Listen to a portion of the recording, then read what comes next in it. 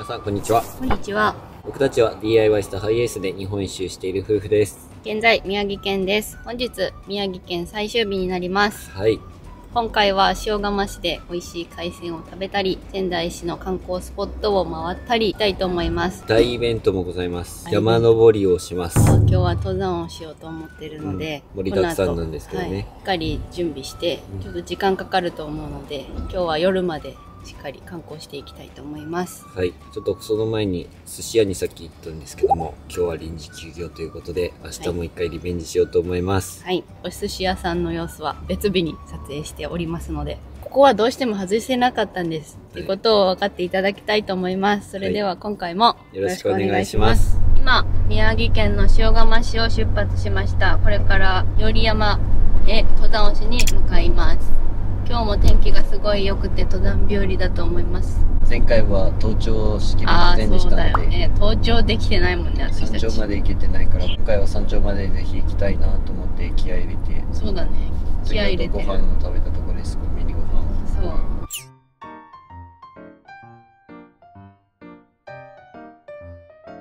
あと1分ほどで着くんですが、こんな周りは工業地帯のような場所にあるのでしょうか。こんなところに山があるな。不思議やな。山はね、見えない山だってあるんだろうね。すごいね。県を登るやろな。この堤防がすごい高くて、多分そう急勾配になってるの。急に現れるタイプの山なんじゃない？心の綺麗な人には見えるけど見えないとか、そうか。近くまで行かないとバリアが張ってて見えないとか。私は絶対この堤防の下がめちゃくちゃ下に掘り下げられてて、そこに超高い山があるんだと思う。奇跡的な掘り下げ。ここ駐車場だね。着きました。それでは靴も履きました。はい、登山用で履いてる靴です。しっかり帽子もかぶりました。準備体操ですね。はい。1、2、3、4、5、6、7、8、2、3、4、5、6、7、8。じゃあ、つま先上げて、1、2、3、4。ちょっとドキドキするな。今日無事に帰ってくれるかがちょっと難しい。暑いからね、みんなに水分もしっかりとって。皆さん、なんで笑ってんの？なんで笑ってんの？山頂目指すんでしょ、今日こそ。山頂に行きたいなと思って。それは当たり前でしょ。こここはね、熊も出没するってことだから、ちゃんと熊鈴も持ちました。いつも持ってないから、今日はちゃんと熊鈴もちゃんといいですか？なんで笑ってんの？何が面白いの？超過持ちやらないと。登山靴が結構欲しいんですけど、ちょっとまだ持ってないので、今日は雪は降ってないし、もうちゃんと雪解けしてるのを確認できているので、登山靴なくても登れるかもしれないなと思って。もしかしたら登れないかもしれない。前回の山登りで学んだからさ、俺はちゃんと海のペースに合わせるって意味も込めて後ろから歩くことにするわ。そうして私が先頭を歩きます。ではこの後登山口です。行きます。行きましょう。階段がいきなり出てきた。ここはまだ綺麗な階段だけどね、この先ちょっと過酷な階段が待ってる。行きます。なんで笑ってるの？割と綺麗に補正されてるんだね。ね、綺麗よね。ありがたいわ。いや、もうすぐ下りだからね。一旦下り早い。ここから登山口。気をつけて。気を抜いてはダメだよ。はい。大丈夫、ついてきてる。今日は登る山は3000メートル級の山なので。落石もあるからね。落石注意。で、こっちには遭難注意もあるから、しっかりついてきて。遭難注意。で、あっちには、熊が出たら慌てずに登山をしてくださいという看板まであるぞ。熊が出たら、慌てずに登山をしてください。本当だ。慌てずに登山をしてください。慌てずに登山をしてください。あとこういう植物も取っちゃダメだよ。高山植物だからね。採取しね、あんまりこれね、高山植物っぽくないけど。これなんか見たことあるよね、その辺でも。どこら辺？あれ？あっという間に山頂だ。やったー！山頂だ。山頂だ。ちら日和山山頂3メートルのお山でございます。3000ミリメートル級のお山です。ね、ほら向こうに下山口もちゃんとあって滑落も危険だよって書いてあるんだよ。こちらは日本一低い山と言われている日和山でございます。こうやったらもうお子さんでも、もしかしたら赤ちゃんでもワンちゃんでももう登頂が可能ということで、1歳児2歳児でも歩き出したぐらいでももうハイハイでも来れちゃうかもしれないそれはちょっと登頂出した初めてだ。山頂です。2人での山頂は初めてです。じゃあ下山します。下山口別にあるの？下山はこっちだよ。じゃあこちら下山口ですので下山します。下山なんですけど登ります。はい。あ、ちゃんと書いてる。日本一元気の出る登山。また来てね。ありがとうございました。ありがとうございました。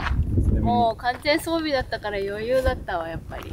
やっぱそういう服装って大事なんですね。大事だと思う。めちゃくちゃ海沿いにあるところなんですけど、すごい綺麗な景色が広がってます。後ろ、どうぞ。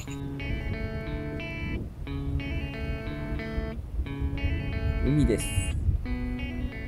こちらの山はですね、平成3年に国土地理院で掲載されてから日本一低い山と言われているそうです。私たちが生まれる前からそんな有名だった。 Google マップで日和山調べてほしいんですけども、ちゃんと登山のこういうマークがしっかりついてるのと、口コミをね、ぜひとも見ていただきたい。もう本当に面白い。自分はしたいけど奥様はちょっと嫌だなとか、そういう世の中の旦那様たち、ぜひ奥様を連れてこちらに来てください。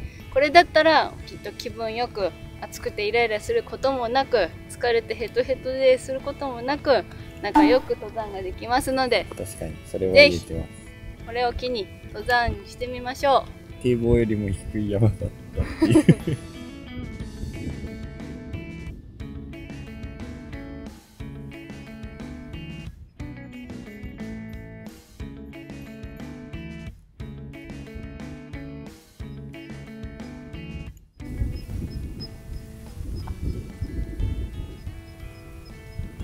震災が起きる前までは 6.05 メートルあった山だそうです。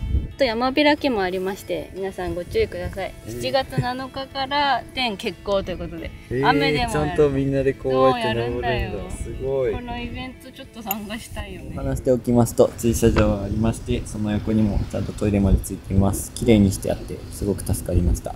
ボランティアの人が清掃してくれてるってことなので、使うときは綺麗に。楽しい登山も終わりまして、今から登頂証明書をもらいに市民センターに行きます。ここから4キロぐらい、10分ぐらいで着くので、こちらに立ち寄ってから次のスポットに行きます。割とすごい、山登りよりも移動時間の方が長い。確かに。このそうだね。市民センターだよね。そう。これやってます。やったぞー。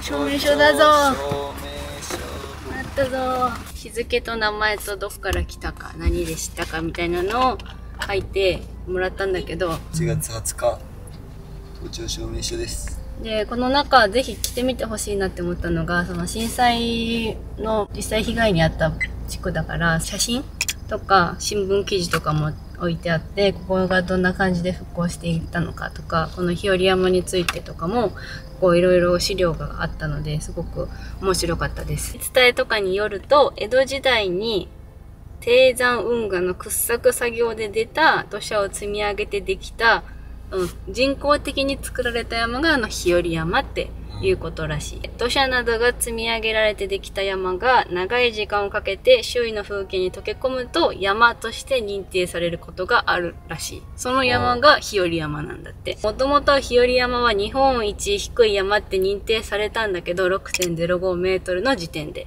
なんだけど、1996年に大阪の天保山っていう山が 4.53 メートルで日本一の座を奪われちゃったんだって。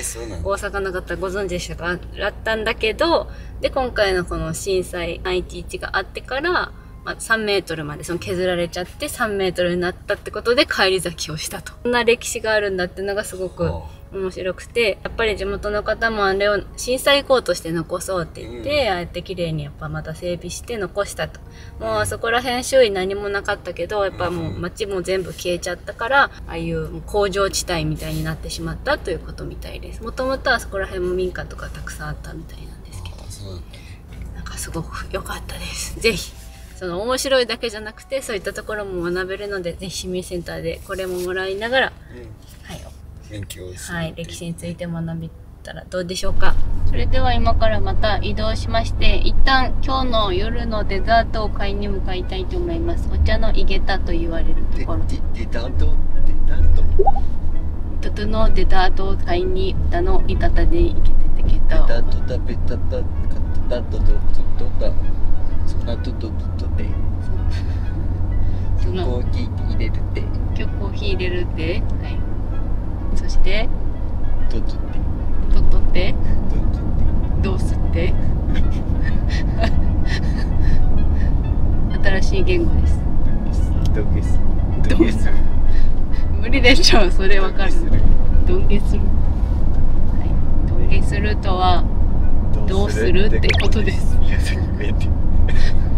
なんでわざわざね、ゲとか入れたんだろう。まあいいとして、とりあえずそこに寄ってから、また次の場所に向かいます。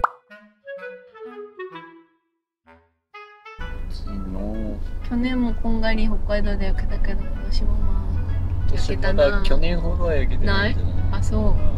日の当たり声かな。2人ともの写真見返した時の黒さは違うと。あ、そう。ただ一般的な人たちよりは焼けてるね。あれだ。あれだよね。菊水庵。菊水庵。お茶の井桁。菊水庵。ここイオンとかあるね。必ず入ってるから買えるんだけど、ちょっとこの後行くところの近くだったので。はい。菊水庵の中では結局何も食べず、本当はずんだシェイクを飲んでみたかったんだけど、ここの店舗はなかったので、パフェとかはあったんだけど、残念ながらそのずんだシェイクは冷凍されてるやつしかなかったということで、はい、今から仙台大観音様の元に行ってから、そのすぐ近くにイオンがあったので、そっちでずんだシェイクを飲みに行くことに変更いたしました。夜食べる美味しいデザートは買えましたので、大福を何種類か買いました。遠くから見ると結構存在感があるから、おーって思う。あれ、見えた。左側になってる。さっき右側に見えてたんだけど、月のようだ。月ってさ、右に見えてるなと思って自分が移動したら左に映るじゃん。これ不思議だなって思う。全く思いません。それと一緒でさっき右側に観音見えてたのに、今パッて左に移動したよね。それは自分ら動いてるだけで不思議ではないよ。不思議だね。3、2、1、ドーン。おーでっけえ。めちゃめちゃでかい。でかっ。インパクトあるな。あるよね。すごいでっかいよね。あ、このイオンだ。本当はすぐ近くでよかった。ここでずんだも買えるし。夜景見に行った時に、赤くさ、ライト光るやん。この観音像の頭も光ってたよ。頭が赤かったよね。赤チカチカしてた。すごいね。この中に入れるらしいんだよね。だから今日は入ってみようかなって記念に。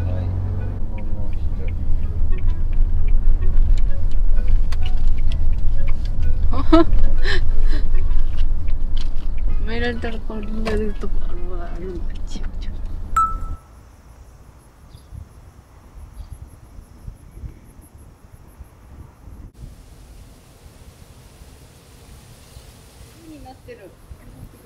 本当だ。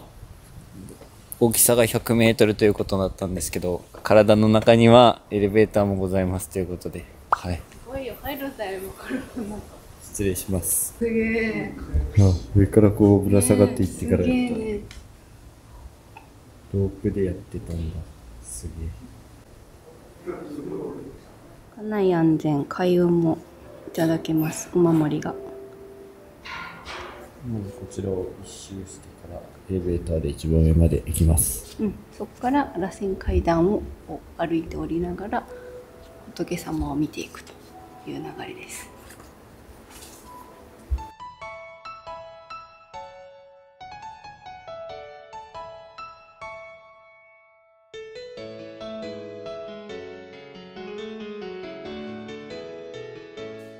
今ここにいます。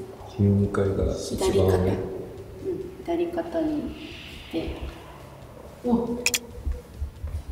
なんか観音様のどこかの一部が見える。仙台駅が左、見えないね、あんまり。とりあえずゴルフ場っていうのは分かりますね。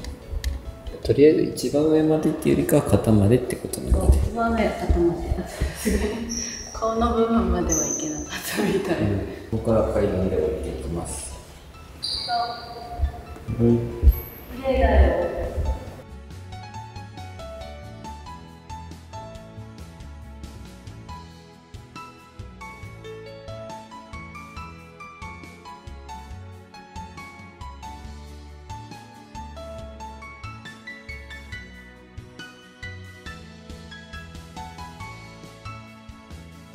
観音の母らしいです。右手に持ってるのが、私たちの願いを叶えてくれる玉、如意宝珠。左手のこの水瓶、知恵の水を蓄え、私たちに注ぎ知恵を授けてくれる。これがここに立っているでっかいですね。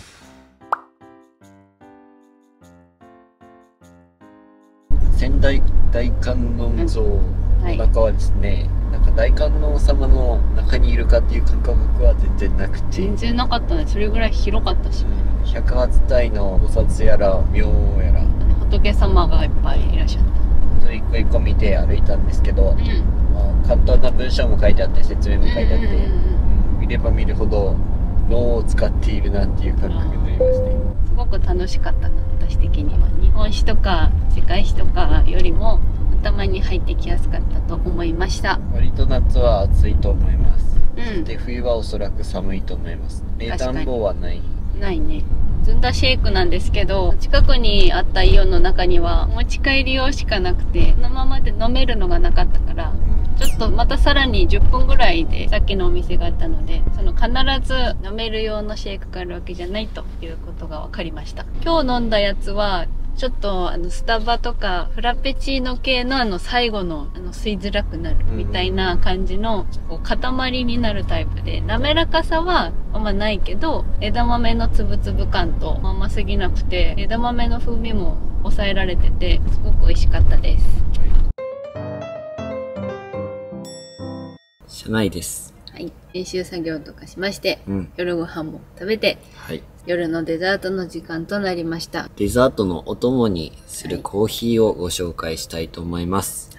こちらの商品なんですが、コーヒー黒という会社のコーヒー豆です。その名の通り真っ黒のパッケージですね。こちらのコーヒーは日本の会社で作られているコーヒー豆です。こちらのブレンドなんですが、ブラックコーヒーやエスプレッソを愛する人たちのために製品開発を始めましたということで、なんかちょっと面白いなと思って、結構苦めのコーヒーを、オフィス寄りのって感じかな。よく皆さんが会社とかなんかホッとするコーヒーっていうところですかね。なんかあと目を覚ましたい時とか、中に集中する時とか、あとそれ以外にもなんかカフェラテとかカプチーノにも相性がいいような飲み方のアレンジとかもしてほしいということで、こちらの商品を開発したそうです。こちらのブレンドがまずエチオピア、そしてブラジル、あとインドの豆をブレンドした商品になっているそうで、酸味と甘みをここは考えて、この3つをブレンドしているそうです。本当にこの状態で個包装で配達してくださいます。スタイリッシュです。この大きさで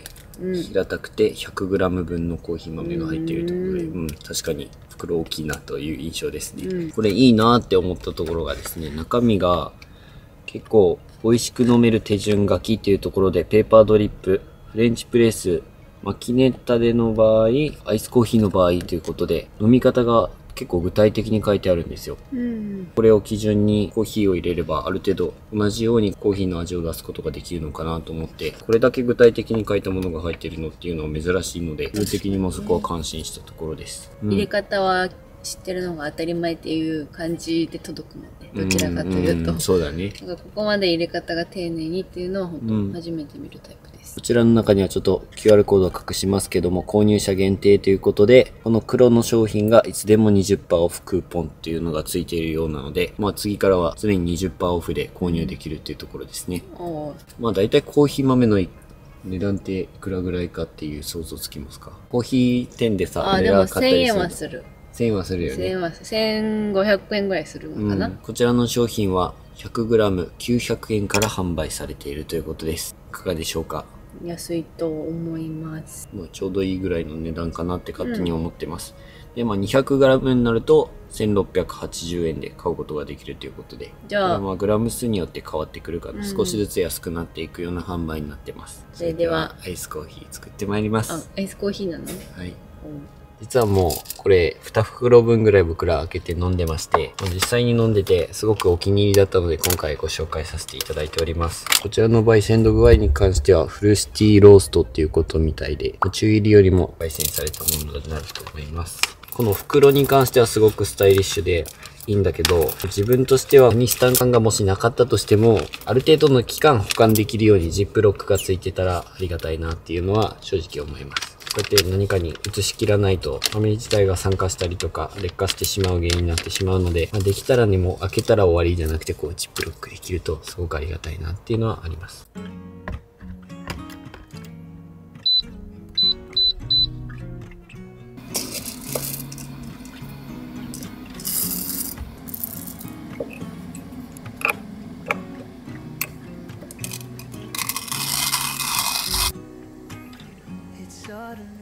ペーパーの匂いを取るために先にお湯をかけます。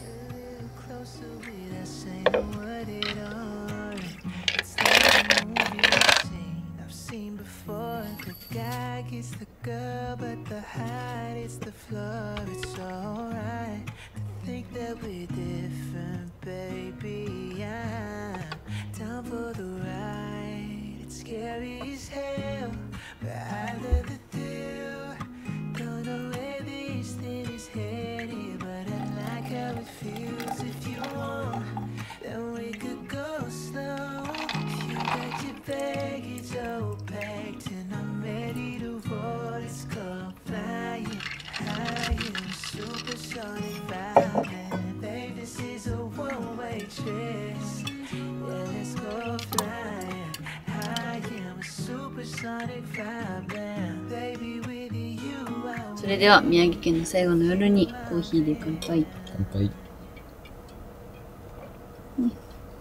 すっきり飲みやすい。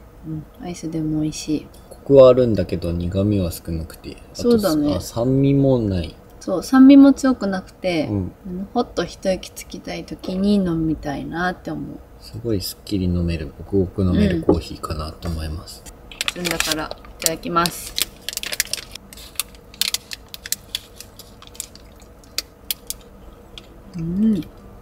想像以上にずんだだ。滑らかというよりかはつぶつぶつぶつぶって入ってて、しっかりめにある。でも生クリームが入ることによってずんだの香りはほんのりぐらいしか感じないかも。でこの周りのお餅の部分も割と薄めな感じで美味しいです。正直お茶かなーって思ってたけど、全部生クリーム大福になってるのでコーヒーでもすごく合います。すごい、これ結構香りいいずんだの香りするよ。チョコです。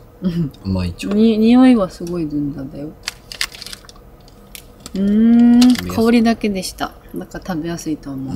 今僕たちが飲んでるようにアイスコーヒーにも合いますけど、以前飲んだ時にホットコーヒー飲んだ時もすごく美味しくて、また飲みたいなって思うぐらいだったので、美味しいなっていう2人で話しながら、苦味も強すぎないし酸味も抑えられているというところで、もう嗜好品ですし、その人の好みによるとは思うんですけども、ネットでそれなりにいい豆をちょうどいいぐらいの価格で買えるっていうのはすごくいいと思うし、お試しで皆さんにもぜひ試していただきたいなというふうに思います。いろんなコーヒー豆を試すのもコーヒーの楽しみ方の一つかなというふうに思いますので、今回概要欄の方に貼っておきます。そちらの方からぜひ Amazon で購入されてみてください。すごい。スラスラですね。好きなことはスラスラ喋れるんだなーって思って聞いてました。食べていいですか？はい。好きだからこそ喋りたいこともありますよね。すごい熱量を感じましたよね、絶対。私も聞いてて、もう間に入る隙もないなと思いながら。それではこれにて宮城県の旅は終了となります。はい。宮城県もたくさん食べましたし、たくさん楽しめました。また来たい場所となりました。牛タン毎日食べてもいいって思うぐらい牛タンまた食べたいと思ってます。僕たちの動画がいいなと思った方はチャンネル登録と高評価よろしくお願いします。今回も最後までご視聴いただきありがとうございました。寺田夫婦でした。さよなら。さよなら。宮城県ありがとう。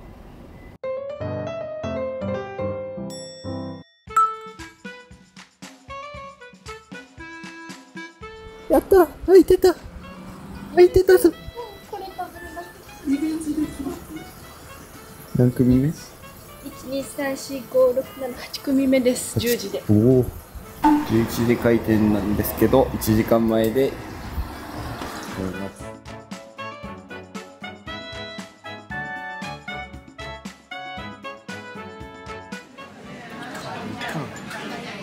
2貫2貫。2皿やねんか。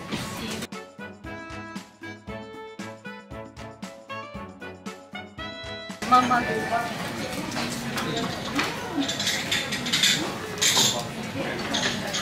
タが分厚い。マグロが。ありがとうございます。1貫2貫。大きいね、ネタが。重たい。結構酢飯が温かめだね。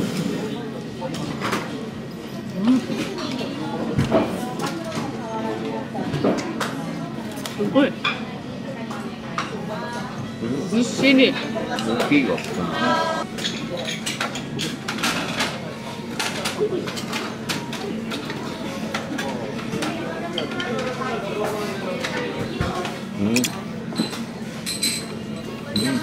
上マグロとサワラ。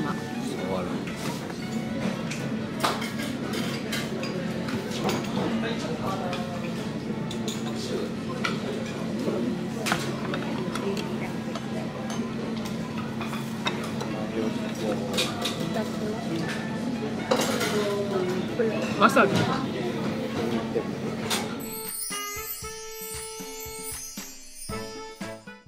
お寿司めちゃくちゃ美味しかったです。はい。しっかりリベンジできてよかったなと思います。はい。結構今まで食べた中でも分厚めのネタ、プラス大きくて長い、お魚とかが。そういったのもあって食べ応えも抜群だったなと思います。2人で11皿食べました。もうそれだけでも十分お腹いっぱいになりました。外で待ってる方も結構いらっしゃって、夏は特に暑いかもしれないです。一番のおすすめはやっぱ開店前。私たちが来たのが1時間前だけど、それよりもさらに早めに来て、もう書いてる人いたんだと思うから、お店がオープンする前にも先に名前だけ書いて、予約の人もいるってこともあるので、名前を先に書いて並ぶことをおすすめしたいと思います。それぐらい超人気で美味しいお寿司屋さんです。はい。ごちそうさまでした。美味しかったです。食べたぞー。やったぞー。日和山。やった。こちらのブレンドがですね、まずエスプレッソ。間違えた。こちらのブレンドがまずエチオピア。そして、なんだよ。それを間違ったんだって思ってちょっと笑っちゃった。こちらの、はい。